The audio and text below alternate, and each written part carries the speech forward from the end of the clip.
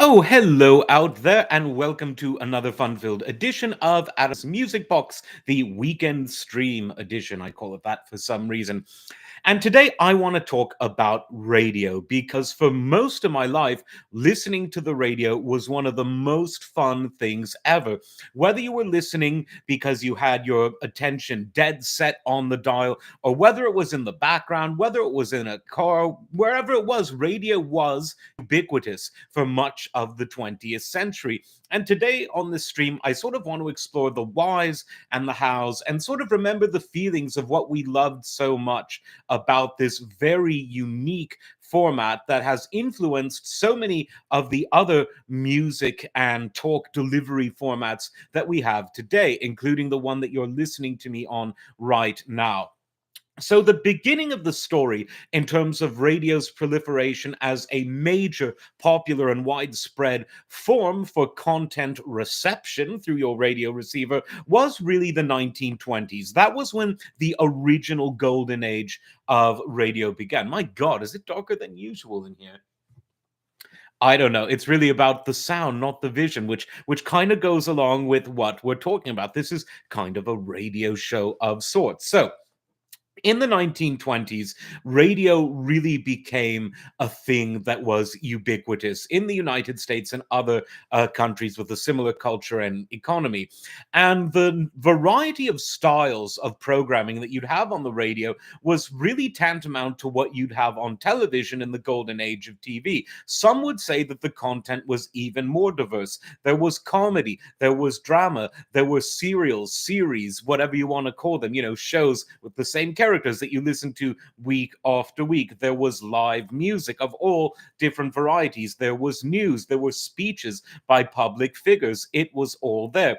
And this trend continued throughout the 30s and the 40s. And in those decades, particularly because of the war, radio became not only a crucial means of entertainment, but its real utility as a way of conveying information or propaganda, or a bit of both at the same time. It was realized far and wide.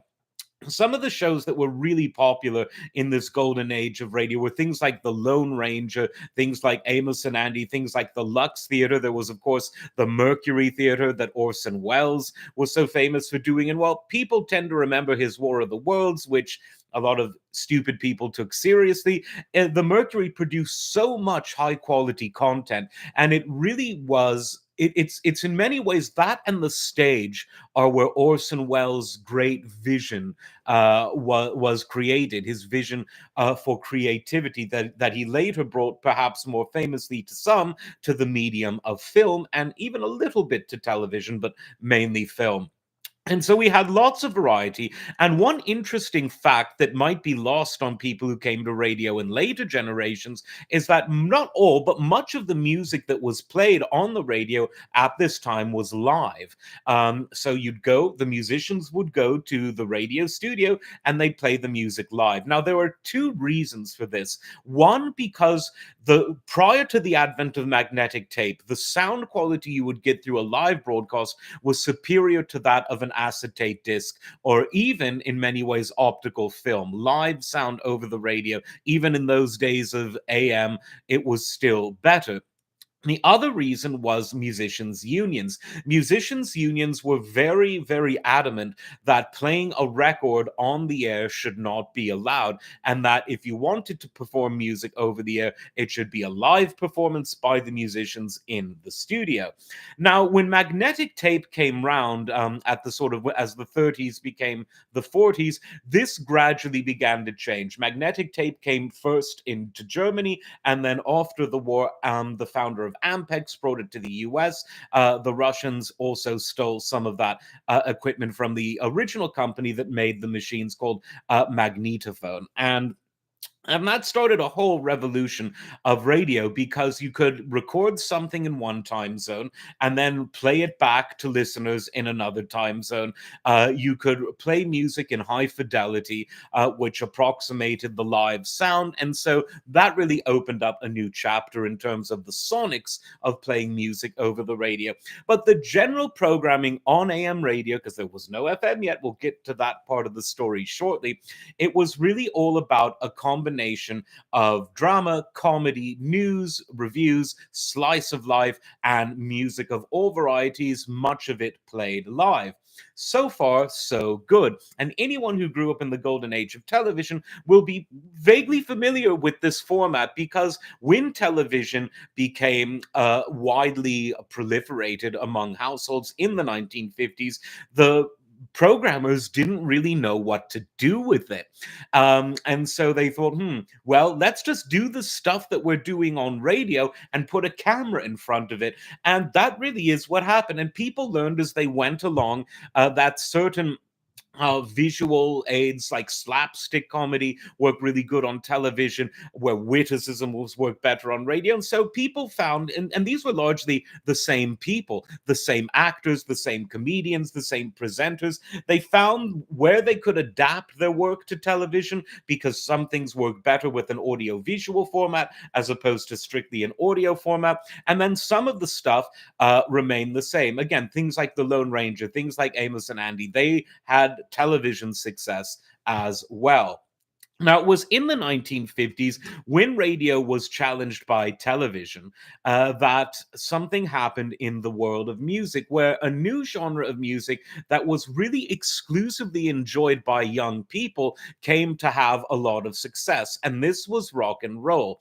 And this gave birth to the rock and roll DJ, the person who was spontaneous, the person who was humorous, the person who developed an exaggerated character, the person who used the telephone to interact with the people listening to the show, and most of all, someone who played the music that was enjoyed by the teenage and very early 20s audience. Because as rock and roll matured, its audience got older for several reasons. One, because the people who came to it early on grew up with it, but two, musically, it did become more sophisticated over time. But there was something that was very raw and very real and very youth oriented about the early rock and roll.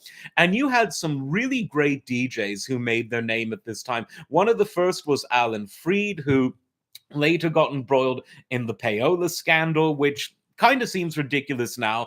For those who don't know, payola is when the record companies give cash in hand to a DJ to play a certain song and pretend like it's got more requests from the listeners than it had. And that was a huge scandal in the 1950s, which means that rock and roll DJs in the 1950s were held to a much higher standard than members of Congress in 2025, who definitely don't do insider trading. They definitely don't know about which companies are being subsidized and then purchase shares in that company before the news is made public. They definitely don't do that. Okay. So, anyway, you had Alan Freed, who was really a trailblazer, but you had many trailblazers, one of whom was Dick Clark, who, like others, crossed over into television while remaining a staple on radio. Of course, Philadelphia being a city name checked in the theme song to his show, American Bandstand, that dates back to the time he was on Philadelphia radio. And he became a major radio star among the rock and roll generation and a major TV star till the end of his life with a long career. And there were so many interesting ones. There was Jocko Henderson, there was Cousin Brucey. On the West Coast, there was the wonderful Art LeBeau, who was a bit older than Dick Clark and Alan Freed, but he was an absolute legend of West Coast radio. Casey Kasem, he got more famous later on, got his start in this era. And then there's my favorite of all, Wolfman Jackman, the one with the classic voice, and later we learned the classic appearance, who was famous for his mysterious honor personality and his presence on AM radio stations that were called border blasters, because if you put the transmitter on the Mexican side of the US border, you could blast the signal much more powerfully because things were less regulated in Mexico. I don't know if they still are, but let's all go down to TJ. So that's where he got his start. And this was, in many ways, the golden age of AM rock and roll radio, where you had these DJs playing short singles that would make you dance. You could do a drag race to them. Again, this is the era of Rebel Without a Cause, a film made about youths in the late 50s, which is very interesting. We'll get to why a little later on. Now, these day DJs continue to have increasing success as rock and roll became more more and more entrenched in the popular culture in the 60s. And in the 60s, our story takes an interesting turn because all of a sudden a different radio technology came to prominence. And this was called FM, using the UHF radio spectrum as opposed to the medium wave spectrum, which AM was on. Now, for you and me, what that meant is that FM had stereophonic sound, no static at all, to quote the Steely Dan song. And this was a huge technological breakthrough, one that can't really be overestimated. But at the time, especially in the US, the radio stations didn't really know what to do with the FM dial. In Europe, what they generally did is state broadcasters generally just mirrored the format, the same stuff they're playing on AM and FM. So it was sort of a rich man, poor man thing. If you were rich, you'd listen to it in stereo, if not on the old medium wave AM. In the US, though, no one really knew what to do with it at first. You had some classical music where people generally appreciated the high fidelity, the stereophonic sound, but it was really only in the late 60s that a group of people decided to do something really interesting with FM. And these people were what I call the enterprising hippies. It's not really a statement that you'd hear a lot, but these were small business owners who smoked a lot of reefer and listened to a lot of Jefferson Airplane and Grateful Dead and Vanilla Fudge. And later on, your Led Zeppelins, your King Crimsons, and they started to open up really cool radio stations. This is what Tom Petty was singing about in The Lost DJ, where people said what they wanted to say and played what they wanted to play. And one of the DJs that came to prominence first in the West Coast and then throughout North America was Jim Ladd, first on KLOS, then on the Mighty Met, then on KLOS again. And these were stations that were, the archetype of that kind of thing, where the DJ would, he'd rap to the audience. It wouldn't be the more sort of happy, smiley sound of the 50s and early 60s. It wasn't the yowza, yowza, yowza, Tommy in St. Louis wants to hear the latest Chuck Berry. Hey, no, this was more, hey, everybody, you're listening to your favorite FM rock and radio station. We've got some new stuff by the Grateful Dead to play for you, some Jimi Hendrix, some stuff by the Doors, and a new group out there that's going to blow your mind called the Vanilla Fudge. That was sort of what FM was like. And FM eventually became huge. By the late 70s, most people in North America were listening to their favorite radio station on FM. It had, modest beginnings, but then it got very big. And with bigness comes corporate control. By the late 70s, at least in some markets, the corporate owners were getting a bit more into FM. They were programming a little bit. Don't get me wrong, it was still a golden age of free-form radio, but you did have people now owning at least some of the stations wearing suits and ties as opposed to tie-dye and bell-bottoms. So it was a mix, but FM was obviously commercially viable by the late 70s and 80s, as well as having a lot of freeform. Now, between the beginning of the 80s and the beginning of the 90s, the corporate control crept in a lot more. The reason it could have been worse is that there were still laws that said that a single entity, a single owner, a single company can only have X amount of radio stations in a single market. And this helped maintain a lot of local flavor in the local radio markets in spite of creeping corporate control. And it was in the 70s and 80s where you had sort of the classic FM radio format. You'd have the guys in the morning who was sort of the morning zoo format. They were zany, they were funny, and as the 80s rolled on, they increasingly pushed the envelope of what you could say. And Howard Stern was someone who sort of had an FM mentality, even though he was on talk radio, but later on it was mostly on FM stations. And so the idea of just being crazy and zany, that was sort of the morning zoo. You had them in every major market on all the big FM stations. Then you had the lunch DJ, the drive time DJ, who would take requests from people in their offices and at home. This was sort of before mobile phones, but once those came out, That became an even bigger way to interact with people. And then where it really got fun was during the evening, because while FM at the beginning of this, at the late 60s, early 70s, was all freeform, in the evening time, that's when the freeformers were sort of let loose to play their, crazy fun music and say whatever they wanted to say. Now, in the 80s, something else interesting happened to AM, because while AM remained king throughout the 60s, by the end of the 70s, more people were listening to FM. And by the mid 80s, AM was sort of hemorrhaging listeners. And so the FCC decided to repeal a doctrine called the Fairness Doctrine, which meant that if you were doing a political type of show, you would need to, and you wanted to, let's say, interview a Democratic congressman, you'd need to interview his Republican opponent. If you wanted to interview someone that said, this piece of legislation stinks, you'd need to give an equal amount of time to someone who thinks that piece of legislation is good. Not necessarily exciting stuff.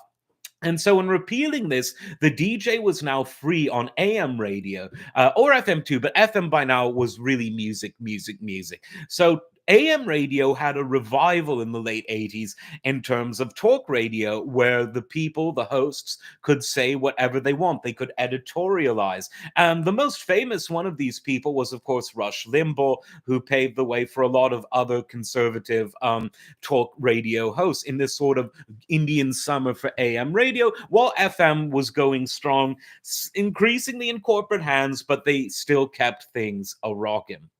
Now, in many ways, the beginning of the end of radio came from politics and regulation rather than the internet. Because in the middle of the 90s, in 1996, the Clinton administration encouraged the FCC to deregulate the ownership of radio stations. So this was sort of one ring to rule them all. And what happened then is that you saw the rise of mega corporations, most notably Clear Channel, that would just buy up stations in every market, multiple stations in single markets. And you eventually had a situation by the early 2000s with a few exceptions, like Jim Ladd, who kept on rocking on KLOS. He was a great exception, but with so few exceptions, you had one guy in a suit in New York or somewhere else telling radio stations, from Memphis to Seattle what to play, and it disconnected the listeners from what happened on air.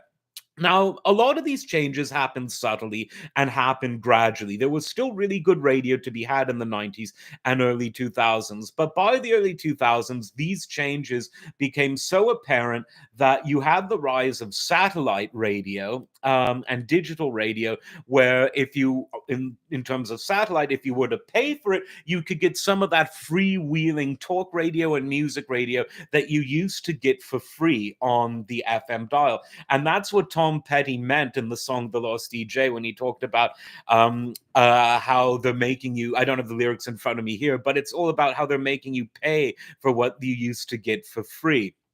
And then you had things like Napster, you had things like iTunes in the 2000s, you had streaming.